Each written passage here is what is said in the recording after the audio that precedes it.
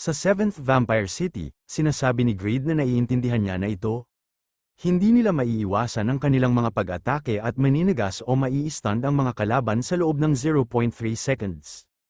Kinakausap ni Greed ang mga God Hands at sinasabi nito na sa makatuwid, kailangan manguna ang 3rd Mjolnir Hammer sa pagkakataong na ito. Ang susunod na strike sa mga kalaban ay magiging number 1, 2, at pagkatapos ay 4. Magiging unlimited stun ito, sa tuwing nakakakita sila ng malakas na kalaban, ito ang dapat nilang gawin. Naiintindihan ba nila? Another rules, ipapakita lang nila ang middle finger sa mga kalaban. Tinatanong ni Bram kung bakit ang 7th City, hindi pa ba cleared ang 8 at 9. Sinasabi ni Greed na ang 9th City ay may 3-story castle. Ang boss ng first floor ay si Tiramet, kung may mga pureblood vampires sa 2nd and 3rd floor na mas malalakas pa. Mahihirapan silang mag-isa kaya sasama na siya sa iba. Sinasabi ni Bram na ang 9th City ay dating kuta, kaya naman maraming sundalo kahit medyo mahina. Tapos, paano naman yung 8th City? Sinasabi ni Greed na sasakupin niya muna ito. Tsaka baliwala naman yung order diba? Dahil nandito ang plus 10 lucky child, baka ang lugar na ito, na may maswerteng numero, ay maghahagi sa kanya ng isang bagay na kahanga-hanga. Tinignan ni Greed ang kanyang info, nickname, Greed. Level, 307, Strength, 2,880, plus 160, Stamina, 1,356, plus 230. Agility, 2,286, plus 130, Intelligence, 1,227, plus 340, Dexterity, 3,008, plus 680, Persistence, 1,182, plus 130. Composure, 768, plus 130, Indomitable, 1,023, plus 240, Dignity, 1,676, plus 130. Insight, 1,516, plus 130, Courage, 712, plus 130, Demonic Power, 850, Luck, 1. Unused Stat Points, 10, sinasabi ni Greed na dahil sa paggawa ng 5 legendary item, tumaas ng gusto ang kanyang mga stat. At ang Luck stat, dahil medyo nahuli siya, hindi siya nakinabang dito. Luck, tumataas ang pagkakataong na may magandang mangyayari. Tumataas ang pagkakataon kung mas mataas ang bilang nito. Hindi ka maaaring mag-invest sa mga stat points sa stat na ito. Sa isip-isip ni Greed na ang isang bagay na mabuti ay kinabibilangan ng pagkakataong harapin ang critical damage, pagkuha ng magagandang item, at enhancement. Kinikilig at sinasabi ni Greed na mula ngayon, magiging master na siya sa pakikipaglaban, pagkuha ng mga item, at enhancement. Sinasabi ni Bram na masyado siyang maraming inaasahan para sa stat na luck. Ito ay nasa isa lang sa ngayon, kung mayroon siyang ilang pagkakataon, mag-invest siya sa kanyang intelligence at matuto ng higit pa tungkol sa kanyang napakagandang mahika. Sa isip-isip ni Greed na mayroon pa siyang natitirang stat na 10 points. Dahil sa theoretical na unlimited stiffness ng Mjolnir Hammer, maaaring sayang mag-invest sa agility. Ngunit ang magic ni Bram ay nangangailangan ng hindi bababa sa 2,000 intelligence. Sobrang pabigat para sa kanya, hindi alam ni Greed kung ano ang pipiliin nito, kung ang intelligence ba o ang agility. Isang swordsman blacksmith o isang magic swordsman blacksmith. At pag-iisipan niya kung alin ang mas maganda mamaya, pagkatapos makakuha ng mas maraming experience sa pakikipaglaban. Sa isip-isip ni Bram na ito ang unang battlefield kung saan siya makakasama. Equipment na may magic niya, ipakita niya sa kanya. Kung gaano karaming lakas ang maaari niyang ilabas bilang isang hukbo ng isang tao. Makikita na sa malayo ang isang malaking castle, sa loob ng castle may nagsasalita at sinasabi nila na may isang infiltrator. At tinatanong nila kung sino ito, sinasabi ng iba na walang pakundangan. At napapatanong ang isa kung sino ang nang-ahas na nakikialam sa kanilang pagtulog. Patayin sila, gumisin na ang lahat, may naglakas loob na tumapak dito. At puksain ang taong naglakas loob na humakbang sa lugar na ito. May sumisigaw at sinasabi nito na manatili silang kalmado. Tutal matutulog na sila ng mahimbing, narinig naman ito ng mga vampire at sumisigaw sila na may isang tao. Ito pala si Grid at naghahanda na itong umatake at sinasabi nito na mahaba pa ang lalakbayin niya para maabot ang number 1, kaya kailangan niyang ibagsak ang lahat. Kung tatanungin ng mga nagising kung sino ang pumatay sa kanila, sabihin niya sa kanyang lugar para malaman nila kung saan sila pupunta. Ginamit ni Grid ang combine at pinagsama niya ang +9 failure at +7 sword ghost. At umatake na ito at ginamit niya ang pagma sword dance at link kill wave. Sunod-sunod ang pop-up ng system at sinasabi nito na na-eliminate mo ang isang mababang rankang na vampira. Nakakuha ka ng 4,931,000, 4,924,500, 4,916,000, 4,921,500 experience. Nakakuha ka ng 7,054,300, 6,998,000, 6,847,000, 7,023,000 experience.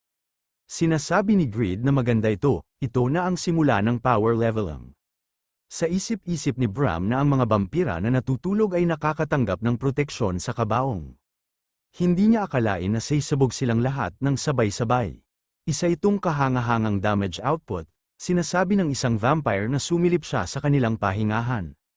At ngayon ginugulo niya ang tulog nila ng napakabagal na laruan. Ang lakas ng loob ng isang tao lang, ang pangalang ng vampire na ito ay si Chris. Ito ay isang pureblood vampire baron, sinasabi ni Grid na ang bilis. Isang noble ito, mabilis naman inatake ng God Hand si Chris at gamit ito ang Mjolnir Hammer. Nagtataka at sa isip-isip ni Chris kung ano ang nangyayari. At napapatanong ito kung bakit hindi niya kayang iwasan ang ganitong mabagal na pag-atake. Sinasabi ng system na pinatigas ng Ultimate Enhanced Mjolnir Hammer ang target sa loob ng 0.3 seconds. Sunod-sunod ang pag-atake ng Mjolnir Hammer at sunod-sunod din nag-pop up ang system at sinasabi na pinatigas ng +7 Mjolnir Hammer ang target sa loob ng 0.1 segundo. Ang target ay isang demonyo, dagdag na pinsala ang na-apply. Sa isip-isip ni Grid na tapos na ito sa Unlimited Stiffness. At inatake na ito ni Grid ng kanyang ultimate skill na Link Kill. Sinasabi ng system na na-eliminate mo na ang Vampire Baron na si Chris. Nakakuha ka ng 180,900,300. Nakuha mo ang Vampire's Pajamas. Sa isip-isip ni Grid na isa itong pajama, ito ay isang malabong drop item. Tingnan na lang nila ito mamaya, umatake na naman ang mga God Hands sa mga vampire, at gamit ang mga Mjolnir Hammer, at sunod-sunod ang pop-up ng system at sinasabi na ang pinatigas ng +7 Mjolnir Hammer ang target sa loob ng 0.1 seconds. At gumamit si Grid ng pag-Moss Sword Dance at Kill. Sinasabi ng system na na-eliminate mo ang isang mababang rankang na vampira. Na-eliminate mo ang isang mid-rank na vampira, na-eliminate mo ang isang mataas na rankang na vampira. Nakakuha ka ng 4,951,000, 7,254,300, 11,050,000 experience. Na-eliminate mo ang pureblood vampire na si Fork, nakakuha ka ng 59,970,111 experience. Hindi ka panipaniwala ang pag-atake at counter-attack. Ang isang transcendent effect na hindi nagbibigay sa pagkonsumo ng mapagkukunan at oras ng cooldown. Ang kasalukuyang Grid ay invincible, sinasabi ni Grid na dahil sa kanilang rank, ang mga vampira ay nagbibigay ng maraming experience. Lalo na yung mga pureblood, stamina lang ang issue pero sa oras na ito, pagod na siya. Nilabas ni Grid si Noe at sinasabi nito na ito ang ganap na malakas na super ultra punch ng pinakamahusay na demonic beast ng impyerno. Meow, sinasabi ni Grid kung idagdag niya ang baliw na pusa na ito ang pinakamahusay na posible hunting formation. Hindi ba dapat suntok lang sa halip na scratch, sinasabi ni Bram na isang Memphis. Ito ay kasing sama ng inaasahan niya, ang paboritong alagang hayop ng isang archdemon. May sumisigaw at sinasabi nito na isang hammer na may divine power na hindi maiwasan. At batid pa ng isa na hindi nila ito kayang harapin ngayon. Dapat silang makatakas sa ngayon at muling ihanda ang kanilang sarili. Nakangiting sinasabi ni Grid na may hundreds pa rin sa kanila. Gaya ng inaasahan, nakakainis ang mga matatalinong halimaw. Sinasabihan ni Grid si Bram na masyado na silang tumatagal dito, tapusin na nila ito ng mabilis, gumamit si Grid ng assimilation, sinasabi ng system na ang iyong klase ay naging great magician, ang listahan ng mga magagamit na kasanayan ay nagbago, binigyan mo siya ng kontrol sa iyong katawan sa loob ng 3 minuto. Sinasabi ni Bram na sapat na ang resources niya. Di ba, isinuot niya na ang singsing, tatapusin niya lang ito ng mabilis, ring of absurdity. Resource consumption minus 50%, sinasabi ni Bram na ang tanging ang siyam na direktang kaapu-apuhan ng mga ninuno na si Berry 8 ang may karapatang tawagin ang kanilang mga sarili na vampira. Lahat sila ay peking walang kabuluhan. Nagulat ang mga vampira at nagtataka sila nung nakita nila si Bram at sinasabi nila na isang noble blood. Amoy ng isang noble, hindi siya tao, nagsimula ng umatake si Bram at ginamit nito ang magic missile, enhanced, master level. At fireball, enhanced, master level, gumawa ito ng mga malalakas na pagsabog at napapasigaw ang mga vampira. Napapasigaw at napapatanong ang mga vampira kung anong klaseng pagsabog ito. Isang kalaban ang umaatake. Tawagan ang lahat, sinasabi ng system na tapos na ang oras ng paggamit ng assimilation, nagtakip ng mukha si Grid at napapaubo ito at sinasabi nito na kung papasabugin niya ang buong bagay, pati siya ay madadami at masasaktan niya rin siya. Sinasabi ni Bram na ang paghahanap sa bawat isa at paghunting sa kanila ng isa-isa ay magiging masyadong nakakaabala. Sumisigaw at sinasabi ng isang vampira na yung lalaking yun. Patayin siya, sinasabi ni Grid na ang daan-daang natitira ay sabay-sabay na lumabas. Dapat na kontrol niya ang sarili niya, sinasabi ng isang vampira na yung hammer. Ito ay isang hammer na may divine power, bagamat kahanga-hanga ang damage output, hinaharangan nito ang mga pag-atake. 4 lang ang mga ito, push forward lang, sumisigaw at sinasabi ni Grid na sobra na ito. Nagsimula na sila sa mga pag-atake, humihingi ng paumanhin si Bram at napapatanong ito kung hindi niya ba kaya i-handle ito. Napapasigaw si Grid na sobrang dami, sinasabihan niya ang mga God Hand na ibato nila ang Mjolnir Hammer. Binato na ang Mjolnir Hammer at nakagawa ito ng malakas na pagsabog. Sinasabi ng system na ang Mjolnir ay kapag binato ito ay tataas ang bilis nito. Sa isip-isip ni Grid na ito ay magiging mahusay kung sila ay magkakaroon ng AoE attack. Ngayon ay napantanto niya na ito, ang Mjolnir Hammer ang weapon ng Thunder God, di ba? Kung maglalagay siya ng Thunderstone sa kanila, baka makuryente niya sila bukod pa sa paninigas nito. Anyways, ang pagsisave ng daan-daang magic attacks ay isang mataas na gawain, kahit nasa holy armor. Laban sa 1,000 vampira na may average level 330, ang kanyang health ay bumagsak ng wala sa oras, na-save niya ito para gamitin laban sa isang boss. Sa tingin niya ay kailangan niyang gamitin ng regalo para sa paggawa ng 15th legendary. Gumamit si Grid ng item transformation, maaari mong baguhin ang hugis at specs ng Pavranium sa isang partikular na item. Mana required, none. Cooldown time, 6 hours. Maaari mo lamang itong ibahin sa isang item na iyong natutunan kung paano gawin. Ang pagbabago ay tumatagal ng 3 minuto. Anong item ang ita-transform mo sa Pavranium? Sinasabi ni Grid na dahil napapaligiran siya ng mga vampira, halata ang sagot. Bagamat peke ito, sa isip-isip ni Grid na ito ang sandata na may lakas ni Rebecca. Ito ang Liefeld Spear. Ito ay may ganap na depensa ng Mjolnir Hammer at overwhelming na firepower ng Liefeld Spear. Mula 306, naging 309 ang level ni Grid sa loob lang ng isang araw. Nagkagulo ang mga media outlet at online na komunidad sa buong mundo.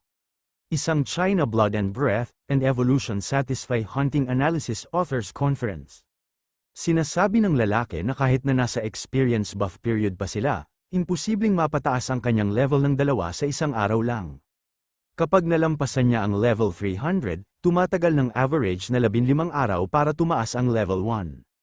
Kung ipagpalagay nila na pinapatay niya ang mga halimaw na higit sa level 320 na bawat isa, at nagbibigay ng 3 milyong experience sa bawat minuto, nang walang pahinga, ito ay dapat na posible.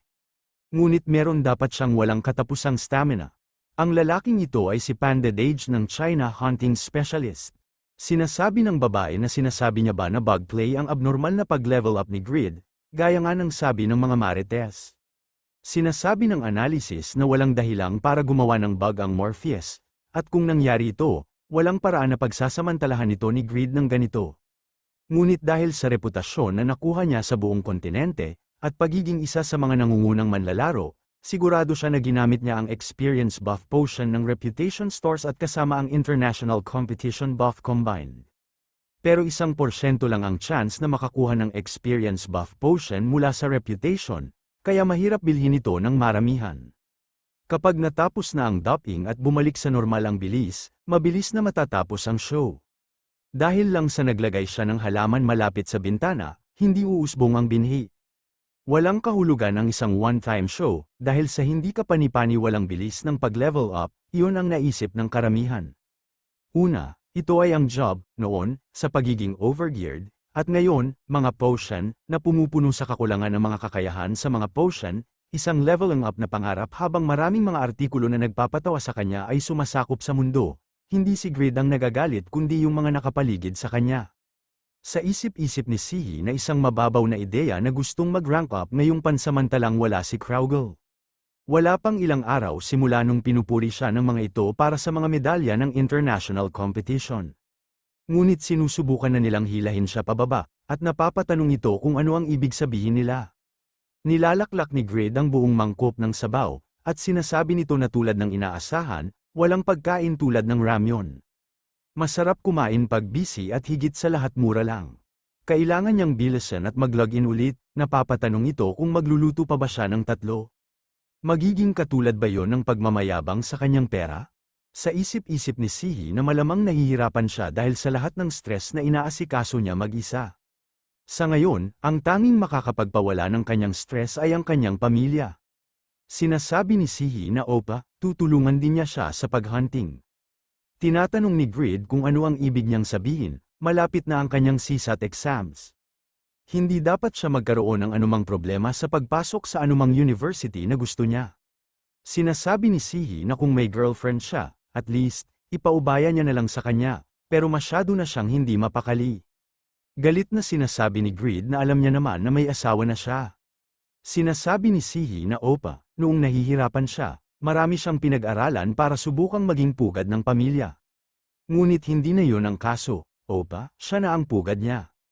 Walang paraan na tatayo lang siya, habang pinapanood ang iba na sinusubukang guluhin ang kanyang pugad.